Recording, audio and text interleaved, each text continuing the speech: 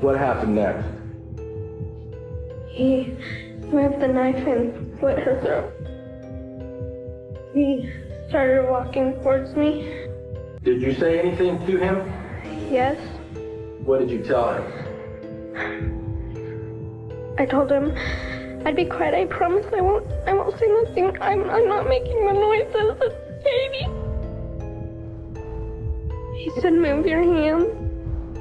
And why did he say move your hands? Will you show us how you had your hands? I had them up like this. Can you tell us why you had your hands up close to your neck? Because I saw what he did to Katie and I was scared he was going to do it to me. I was electric to my throat. Just laid there and pretended I was dead. Tell us why you did that. Because if he knew I was alive, he would have came back and killed me for sure.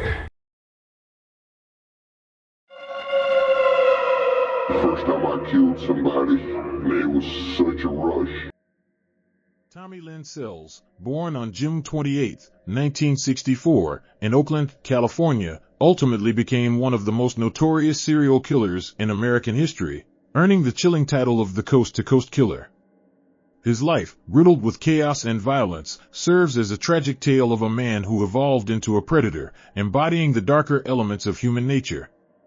Despite being convicted of only one murder, Sells claimed to have killed upwards of 70 people throughout his murderous spree, a haunting assertion that forensic experts and law enforcement have grappled with for decades. Sells' early years were steeped in turmoil and instability. Born to an unwed mother, he was one of 5 children, each struggling to find their footing in a fractured family dynamic. His presumed father, Joe Lovins, died when Sells was just 11 years old, leaving a profound void in his life, one that would contribute to the emotional scars he carried into adulthood. The death of his twin sister, Tammy, from meningitis when they were only 18 months old cast a long shadow over his childhood. This early exposure to loss and abandonment instilled in him a sense of grief that would shape his worldview and ultimately influence his violent tendencies. At the tender age of 5, Tommy was sent to live with his aunt, Bonnie Walpole, in Holcomb, Missouri. However, this arrangement was short-lived, and he was returned to his mother when she discovered that Walpole wanted to adopt him. The instability continued as Sells found himself in a home rife with neglect and chaos. By the age of 7, he had begun drinking alcohol, pilfering from his grandfather's hidden supply. This early introduction to substance abuse was merely the beginning of a downward spiral that would lead him to a life characterized by crime and violence. As he grew older, Sells became increasingly troubled. By the age of 10, he was using narcotics, and by 12, he exhibited increasingly erratic behavior that would eventually lead to his first arrest.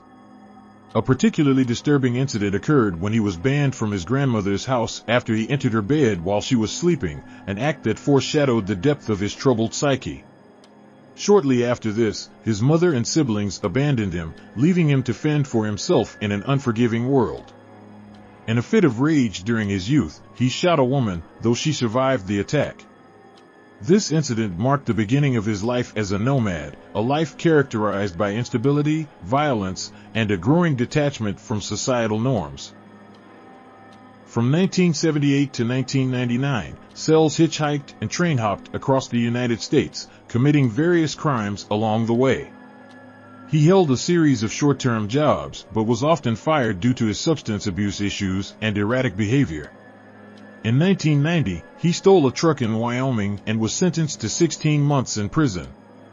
During this time, he was diagnosed with multiple personality disorders, including antisocial and borderline features, as well as severe substance use disorders. Yet, these diagnoses did little to deter his violent tendencies and criminal behavior. The climax of Sells' violent life came in 1992 when he targeted Fabian Witherspoon in Charleston, West Virginia. Witherspoon, then 19 years old, had no idea she was about to encounter one of America's most notorious serial killers.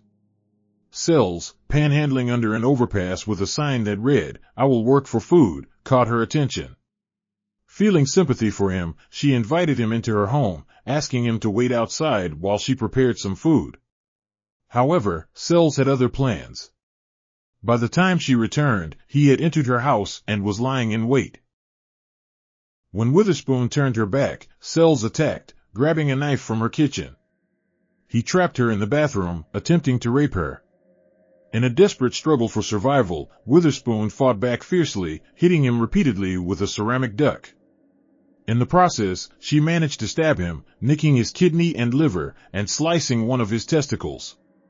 Witherspoon later recounted, "I just wanted to get away, and I didn't realize I had stabbed him. It was very, very, very hard to know that I had the capability of hurting someone like that." This brutal encounter left Sells injured and desperate. He retaliated by beating Witherspoon over the head with a piano stool before fleeing the scene.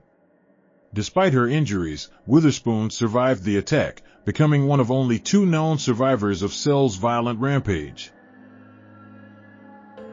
My name is Fabian Witherspoon, and I'm a survivor of Tommy Lynn Sells.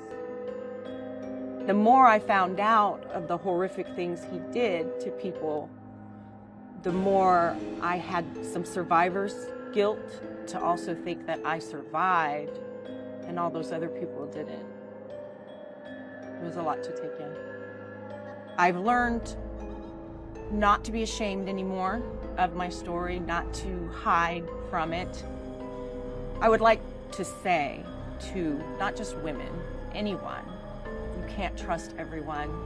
You can feel sorry for them, or you can have sympathy or empathy, but don't be so naive and trusting.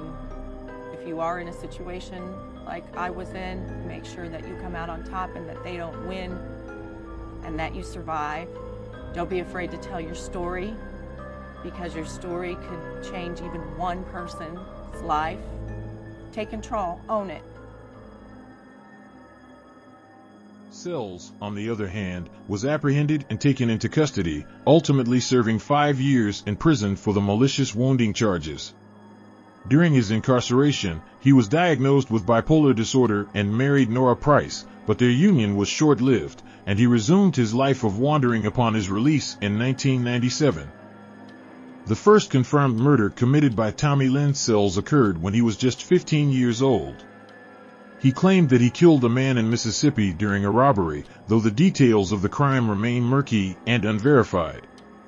This act marked the beginning of a decade-long killing spree that would leave a blood-soaked trail across multiple states. Sells became a predator, targeting vulnerable individuals who would fall victim to his sadistic desires. On July 5, 1979, Sells committed his first confirmed murder when he shot John Cade during a home invasion in Port Gibson, Mississippi. Cade, a young man in his 20s, had returned home from a night out when he encountered Sells, who was armed and waiting for him. In a violent altercation, Sells shot Cade execution style, leaving his lifeless body behind in a gruesome scene. This act of violence set the tone for the series of murders that would follow. In April 1982, Sells was implicated in the murder of Joanne Tate in St. Louis, Missouri. Tate, a mother of 2, was attacked in her own home. Sells entered the residence under the pretense of seeking help. Once inside, he brutally assaulted and murdered Tate, whose body was discovered days later. The case remained unsolved for years until Sells confessed to the crime while in prison. In July 1985, Tommy Lynn Sells crossed paths with Anna Court at a carnival in Springfield, Missouri. Anna, a young mother in her 20s, was looking for an escape from her mundane life and was drawn to Sells, a man who exuded a certain charisma that masked the darkness within him. After meeting him at the carnival, she invited him to her home, a decision that would ultimately lead to a nightmarish encounter of unimaginable horror. Once inside her modest residence, Sells' demeanor shifted. The atmosphere of casual friendliness quickly transformed into one of tension and impending violence. Anna's 5-year-old son, whom Sells saw as a mere obstacle to his malevolent intentions, was unknowingly caught in the crosshairs of an impending tragedy. Under the guise of needing a place to rest, Sells meticulously planned his assault. In a shocking burst of violence, Sells grabbed a blunt object, a baseball bat that belonged to Anna's son, and struck her viciously, shattering the tranquility of what had been an ordinary summer evening. The brutal assault left Anna reeling from pain and confusion as Sells relentlessly attacked her, a reflection of his complete and utter disregard for human life. The sounds of the carnage echoed through the house, and in those harrowing moments, the young boy entered the room, drawn by the commotion. Sells, now fully engulfed in his bloodlust, did not hesitate. He turned his wrath on the innocent child, striking him down in a senseless act of brutality. In just a matter of minutes, he had extinguished the lives of both Anna and her young son, leaving their bodies behind in a scene filled with unspeakable horror. In the days that followed, the discovery of their bodies sent shockwaves through the Springfield community. Neighbors, initially drawn to the court home by the sounds of laughter and the familiar presence of a young mother and her child, were now engulfed in disbelief and sorrow over such a tragic and violent loss.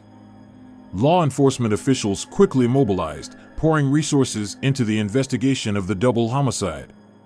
However, the brutality of the crime left them with very few leads, and the absence of witnesses placed the investigation on a precarious path to uncertainty.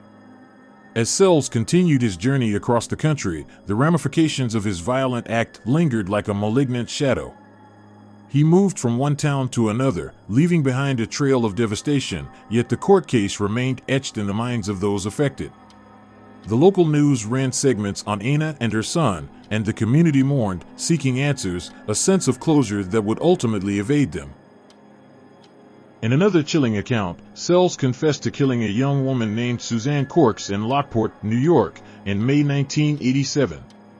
Corks, who was last seen leaving a nightclub, vanished without a trace. Years later, Sells admitted to murdering her, claiming that he had lured her away from the club. Her body was ultimately discovered in a nearby area, but the details of her death remained shrouded in mystery. Sells' murderous spree continued with the Dardeen family murders in 1987.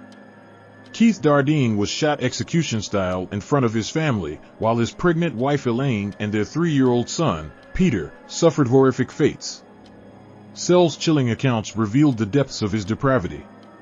He claimed to have entered the family's home and killed them all in a fit of rage, leaving behind a scene of unimaginable horror. As he traveled across the United States, Sells continued to claim victims, often targeting young women and children. He confessed to the brutal slayings of women across various states, each account more grotesque than the last. His chilling admissions included torturing and killing hitchhikers, young girls, and others who crossed his path. Each confession dripped with sadistic pride as he recounted the details of his heinous acts, seemingly reveling in the terror he instilled. The darkness within Sells culminated in a brutal act on December 31, 1999, when he attacked Kayleen Harris, just 13 years old, in her home in Del Rio, Texas. He broke into the house and unleashed a torrent of violence, sexually assaulting and murdering Kayleen, stabbing her repeatedly. Sells then turned on her 10-year-old friend, Crystal Searles, who fought for her life against the encroaching darkness. Miraculously, Crystal survived, becoming a beacon of hope amidst the horror, and her bravery led to Sells' capture. He moved the knife and slit her throat. He started walking towards me. Did you say anything to him? Yes. What did you tell him? I told him I'd be quiet. I promise I won't say nothing. I'm not making the noises. It's Katie. He said, move your hands. And why did he say move your hands? Will you show us how you had your hands? I had him up like this. Cut her throat and Tell us why you had your hands up close to your neck. Because I saw what he did to Katie and I was scared he was going to do it to me. Over the ledge and my throat, just laid there and pretended I was dead. Tell us why you did that. Because if he knew I was alive, he would have came back and killed me for sure. On January 2, 2000, law enforcement apprehended Tommy Lynn Sells, a man whose life had been a tapestry woven with threads of violence and despair. As investigators delved into his past, they began to unravel the chilling confessions, each one more grotesque than the last. Sells was housed on death row in the Allen B. Polunsky unit near Livingston, Texas. The Texas Department of Criminal Justice received him on November 8, 2000. Over time, police began to suspect Sells of working the system by confessing to murders he had not committed. His confessions flowed like a river, a twisted tapestry of lies and truths woven together to create a narrative that only he could unravel. He claimed to have killed numerous individuals, including women and children, yet many of these confessions could not be corroborated. Investigators were left to sift through the chaos, trying to piece together the truth from the web of deceit. As Sells awaited his fate on death row, he became a figure of morbid fascination. Books, documentaries, and articles explored the depths of his depravity, each seeking to understand the motivations behind his monstrous actions. He became a subject of psychological studies, with forensic experts attempting to dissect the mind of a killer who had so thoroughly evaded the grasp of justice for so many years.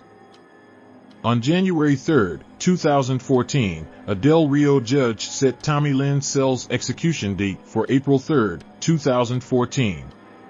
In the months leading up to this date, the media coverage surrounding Sells intensified. Documentaries, news articles, and crime shows featured segments on his life and crimes, revisiting the chilling accounts of his numerous victims and the harrowing experiences of those who survived his attacks. The public was riveted by the story of a man who had traversed the country, leaving a trail of death and devastation in his wake.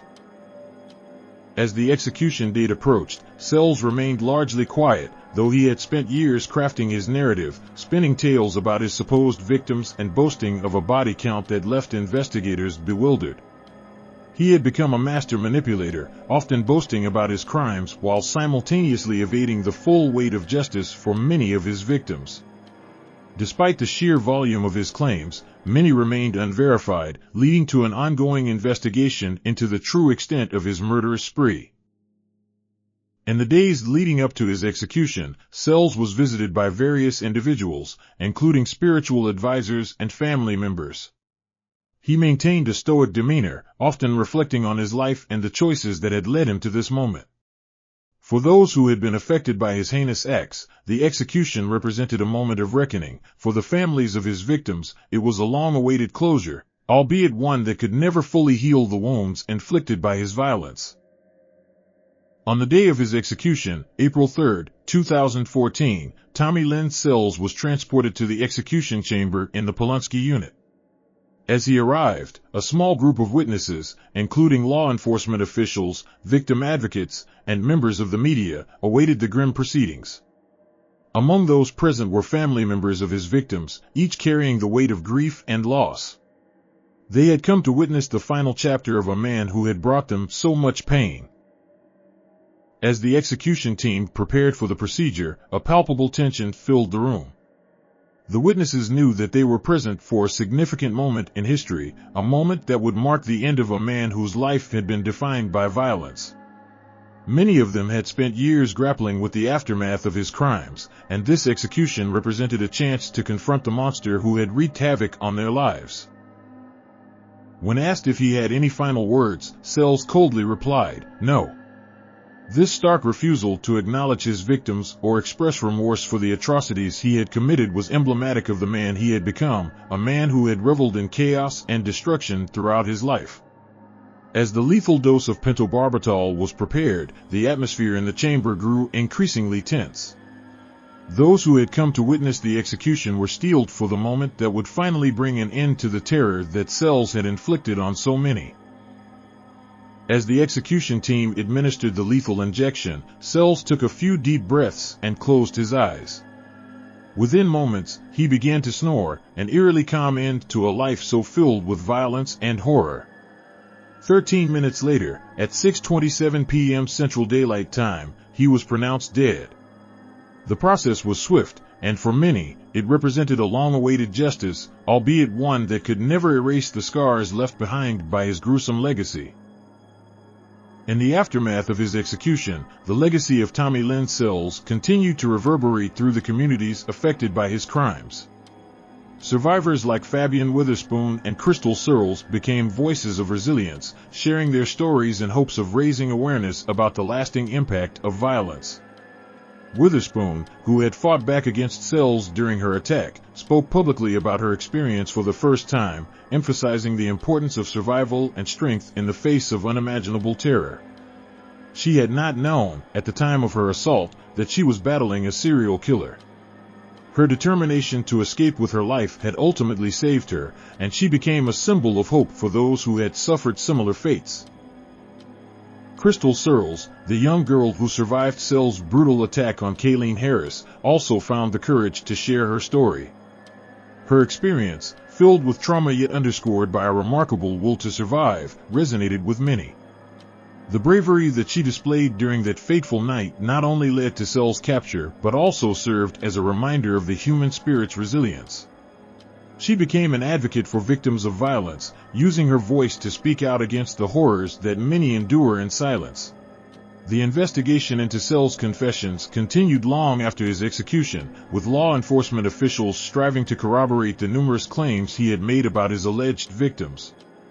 Many of the names he mentioned remained largely unverified, leaving a haunting cloud over the families of those he claimed to have killed. The inability to provide closure to these families became a source of frustration for investigators, who felt that Sells had manipulated the system to his advantage. Sells frequently claimed to have killed individuals across a multitude of states, ranging from Texas to California, and from North Dakota to Florida. His confessions often included details that seemed plausible but lacked the specific verifiable evidence necessary to confirm his claims. Investigators worked tirelessly to tie together his statements with existing unsolved cases, but the sheer volume of his admissions made it difficult to discern fact from fiction. One particularly haunting case involved the disappearance of several young women in the late 1980s and early 1990s. Sells claimed to have abducted, raped, and murdered several girls, yet law enforcement struggled to connect his confessions with concrete evidence. One of the most tragic cases he alluded to was that of a 14-year-old girl named Mary Beatrice. According to Sells, he had picked her up while she was hitchhiking. He claimed that after assaulting her, he had driven her to a remote location and murdered her, disposing of her body in a nearby river. Despite extensive searches, no evidence of Mary's body was ever located, perpetuating the pain for her family. Another case that haunted investigators was the disappearance of a young woman named Angela Miller in 1991. Sells confessed to having met her at a bar and lured her to his vehicle, where he brutally assaulted and killed her. He provided descriptions of the area where he supposedly dumped her body, but search efforts yielded no results. The families of these young women were left to grapple with the uncertainty of their fates, forever haunted by the possibility that Sells was telling the truth. He became a subject of psychological studies, with forensic experts attempting to dissect the mind of a killer who had so thoroughly evaded the grasp of justice for so many years. His life became a case study in the nature of evil, prompting discussions about the psychological, societal, and environmental factors that contribute to the making of a serial killer. The media portrayal of Sells also contributed to the public's fascination with his story. His confessions, often characterized by a disturbing mix of bravado and detachment, painted a picture of a man who reveled in the fear he instilled. Sells was often described as charismatic, a quality that allowed him to manipulate his way into the lives of his victims. This duality, the charming exterior that masked a monstrous soul, made him a compelling figure for both researchers and the media. As time passed, the public's interest in Sells began to wane, but the impact of his crimes continued to resonate. The families of his victims, forever changed by their losses, sought to honor their loved ones' memories by advocating for better support systems for victims of violence and their families. They worked tirelessly to raise awareness about the lasting effects of trauma, emphasizing the importance of mental health resources for those who had experienced violence firsthand. The story of Tommy Lynn Sells ultimately serves as a chilling reminder of the fragility of life and the darkness that can dwell within humanity. His life and crimes evoke a haunting fascination, forcing society to confront the unthinkable realities of serial violence. As the echoes of his victims linger, they serve as a haunting reminder of the lives cut short and the families forever altered by the actions of one man. In the end, Sells became a ghost of his own making, a specter haunting the very land he traversed, forever etching his name alongside the nightmares that echo through the annals of American crime. The legacy of Tommy Lynn Sells is not just a tale of horror, it is also one of survival and resilience. For those whose lives were touched by his violence, the journey toward healing is ongoing. Survivors and advocates continue to work tirelessly to ensure that the stories of victims are not forgotten, that their voices are heard, and that society learns from the chilling lessons of the past. In doing so, they hope to create a future where such acts of violence can be prevented and the cycle of trauma can be broken. The haunting memories of Tommy Lynn Sells may fade with time, but the impact of his actions will resonate for generations to come.